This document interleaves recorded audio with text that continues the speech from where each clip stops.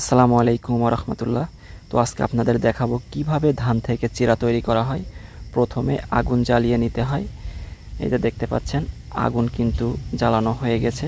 তো আগুন জ্বালানোর পরে আপনার এই যে ধানগুলো গরম কড়াইয়ের উপরে, বালি ভর্তি কড়াইয়ের উপরে ধানগুলা দিতে হবে। তার উপরে কিন্তু সুন্দর করে নাড়াচাড়া করে নিতে হবে। আর দেখতে পাচ্ছেন ধানগুলা কিন্তু ফুটে গেছে। আর এই যে ফোটা ধানগুলো একটি ছাকনার উপরে কিন্তু উঠানো হচ্ছে। আর এই ছাকনার উপরে দেখতে পাচ্ছেন এই ছাকনার থেকে সুন্দর করে ধানগুলা কিন্তু চেলে নেওয়া হচ্ছে।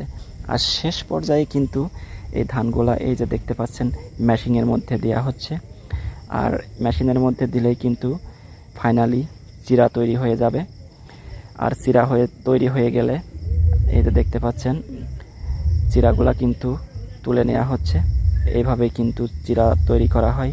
তো ভিডিওটি কেমন লাগলো অবশ্যই কমেন্ট করে জানাবেন। ধন্যবাদ সবাই।